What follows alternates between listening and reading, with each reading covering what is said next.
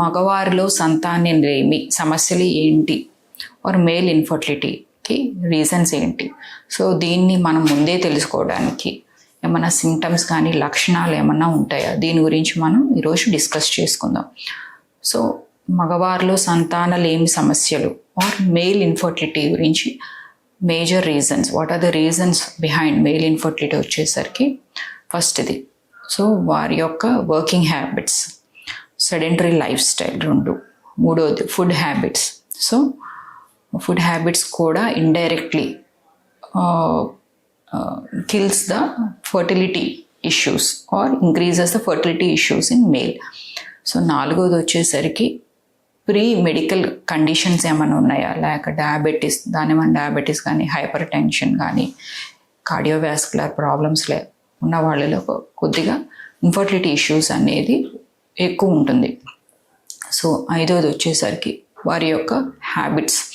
So smoking, alcohol, tobacco chewing, so కొన్ని రకాల drugs ఎక్కువ తీసుకున్న వాళ్ళలో కూడా ఇన్ఫర్టిలిటీ ఇష్యూస్ అనేది ఎక్కువ చూస్తాం. 6 ఇన్ఫెక్షన్స్, ఏమన్నా రిపీటెడ్గా కొన్ని రకాల ఇన్ఫెక్షన్స్కి వాళ్ళు ఏమన్నా గురవుతున్నా కూడా ఇన్ఫర్టిలిటీ అనే ఇష్యూస్ ఇంక్రీజ్ అవుతుంది. 7వది చైల్డ్హుడ్లోనే ఏమన్నా ప్రొసీజర్స్ కానీ సర్జరీస్ కానీ ఏమన్నా అయినా సో వాళ్ళలో కూడా కొంతవరకు ఇన్ఫర్టిలిటీ ఇష్యూస్ అనేవి ఎక్కువ ఉంటుందన్నమాట. సో 8వది వచ్చేసరికి మనకి అన్ఎక్స్ప్లెయిన్డ్ ఇన్ఫర్టిలిటీ, ఏ రీజన్స్ ఉండదు, స్పర్మ్ యొక్క హెల్త్ బాగానే ఉంటుంది, సిమెన్ యొక్క హెల్త్ ప్రాబ్లం ఏముండదు, బట్ స్టిల్ ఇన్ఫర్టిలిటీతో కపుల్ అనేది బాధపడుతూ ఉంటారు. 8వది వచ్చేసరికి సర్జికల్ కండిషన్స్ వల్ల కొన్ని రకాల సర్జరీస్ అయినా కూడా ఏమవుతుందంటే అది ఆంకో సర్జరీస్ కానీ కీమోథెరపీ, రేడియోథెరపీస్ చేసుకున్న వాళ్ళల్లో కూడా కొద్దిగా కౌంట్ అనేది తగ్గటం లేదా కంప్లీట్గా 0 అయ్యే ఛాన్సెస్ కూడా ఎక్కువ ఉన్నాయి. సో 10వది కొన్ని రకాల ఆక్యుపేషనల్ కండిషన్స్లో ఆక్యుపేషన్ హజార్డ్స్ వల్ల ఏమవుతుందంటే వాళ్ళకి త్వరగా స్పర్మ్ కౌంట్ అనేది తగ్గటం జరుగుతుంది. సో మీ యొక్క హిస్టరీ బట్టి డాక్టర్ ఇవాల్యుయేట్ చేసి చాలా సింపుల్ టెస్ట్, దాన్ని సిమెన్ టెస్ట్ తోటే మనం తెలుసుకోవచ్చు అన్నమాట మీ యొక్క హెల్త్ ఎలా ఉంది. సో దీనికి ఏమన్నా ముందే లక్షణాలు ఉంటాయని అంటే ఫిమేల్స్లో మనం తీసుకుంటే యూజువల్గా సైన్స్ అండ్ సిమ్టమ్స్ మగవారిలో అంత ఎక్కువ ఉండవు. Usually it will be silent cause అనమాట, silent cause.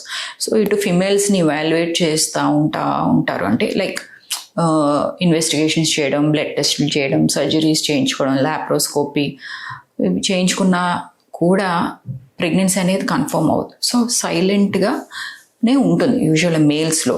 So major signs and symptoms ఏమీ ఉండవు. బట్ యూజువల్గా వ్యారికోసీల్ తోటి ఏమన్నా బాధపడుతున్నా లేదా వాళ్ళలో ఏంటి ఫస్ట్ సెకండ్ స్టేజ్లో కూడా ఏ సిమ్టమ్స్ ఉండవు. యూజువల్లీ 3rd 4th స్టేజ్లో కొంతవరకు వాళ్ళకి సిమ్టమ్స్ అనేవి స్టార్ట్ అవుతూ ఉంటాయి. పెయిన్ కానీ డ్రాగింగ్ పెయిన్ ఎక్కువ ఉండటం. సో ఇలాగ సిమ్టమ్స్ లేట్గానే వాళ్ళు క్లినికల్గా తెలుస్తుంది లేదా క్లినికల్గా మనం తెలుసుకోవడానికి జరుగుతుంది అనమాట. సో సిమ్టమ్స్ అనేది కొంచెం లేట్గానే ఉంటాయి. యూజువల్గా వాళ్ళ హిస్టరీ బట్టి, వాళ్ళ యొక్క లైఫ్ స్టైల్ బట్టి ఓకే వీళ్ళకి ఇది రీజన్ అయి ఉండొచ్చు సిమెన్ కౌంట్ తగ్గటానికి అని మనం ఇవాల్యుయేట్ చేసుకోవచ్చు అనమాట. ఇంకొకటి కొద్దిగా diabetes, hyper tension, cardiovascular, age factors ఉన్న వాళ్ళకి ఏంటంటే కొంచెం ఇజాక్యులేటరీ ప్రాబ్లమ్స్ అనేది ఉంటుంది, ఎరెక్టైల్ డిస్ఫంక్షన్, ప్రీమేచ్యూర్ ఇజాక్యులేషన్ అనేది చూస్తూ ఉంటాం. సో వాళ్ళు ప్రీ మెడికల్గా ఏమన్నా మెడికేషన్ వాడుతున్నా లేదా అన్కంట్రోల్డ్గా ఉన్నా కూడా వాళ్ళ యొక్క హిస్టరీని బట్టి వాళ్ళు వచ్చే సిమ్టమ్స్, సైన్స్ ఏంటంటే ప్రీమేచ్యూర్ ఇజాక్యులేషన్ కానీ ఎరెక్టైల్ డిస్ఫంక్షన్ తోటి అనేది బాధపడుతూ ఉంటారు. సో ఇది డైరెక్ట్ రీజన్ ఫర్ ఇన్ఫర్టిలిటీ. ఇంకేమైనా సైన్స్ సిమ్టమ్స్ ఉంటాయంటే సాధారణంగా ఎక్కువ సిమ్టమ్స్ అనేవి మనం చూడం, లక్షణాలు అనేది కనపడదు. బట్ డెఫినెట్గా ప్రెగ్నెన్సీ గురించి కపుల్ ఎప్పటి నుంచో ప్లాన్ చేస్తున్నా ప్రెగ్నెన్సీ కన్ఫర్మ్ అవ్వట్లేదు అని అంటే డెఫినెట్గా ఒక సిమెన్ టెస్ట్ చేయించుకోవటం వల్ల ఏంటంటే వాళ్ళ యొక్క స్పర్మ్ హెల్త్ ఎలా ఉందనేది క్లారిటీ ఉంటుంది. సో ఇర్రివర్సిబుల్ డ్యామేజ్కి వెళ్ళకుండా మనం ముందే కొంత మెడికేషన్ కానీ యాంటీబయాటిక్ కోర్స్ ఇవ్వటం వల్ల, సిమెన్ కల్చర్ చేయించి యాంటీబయాటిక్ 3 weeks కోర్స్ ఇవ్వటం వల్ల లేదా హార్మోనల్ ఇవాల్యుయేషన్ చేయించుకుని కొంతవరకు ఇంజెక్షన్స్ మెడికేషన్స్ ఇవ్వటం వల్ల ఏంటంటే 6 వీక్స్లో మనకి డ్రాస్టిక్ చేంజ్ అనేది చూస్తూ ఉంటాం. ఒక్కొక్కసారి సర్జరీ చేయించుకున్న తర్వాత కూడా లైక్ వ్యారికోసిల్ సర్జరీ తర్వాత ఇమీడియట్గా స్పర్మ్ కౌంట్ ఇంప్రూవ్ అవటం అనేది కూడా కొంతమందిలో చూస్తాం. బట్ రెగ్యులర్ ఫాలోఅప్స్లో అనేది మీరు ఉండాలి. సో వన్స్ ఫాలోఅప్స్ లేకపోతే ఏమవుతుందంటే కొంతమందికి సిమెన్ కౌంట్ ఏదైతే డ్రాస్టిక్గా తగ్గిపోయి ఫర్దర్ వాళ్ళ యొక్క అడ్వాన్స్డ్ ట్రీట్మెంట్స్లో కూడా సక్సెస్ అనేది డిక్రీజ్ అవుతూ ఉంటుంది. సో ఇంకా ఫర్దర్గా మీకు ఏమైనా డౌట్స్ ఉన్నా డెఫినెట్గా నన్ను రాజమండ్రి బ్రాంచ్ వచ్చి కన్సల్ట్ అవ్వచ్చు. Thank you so much.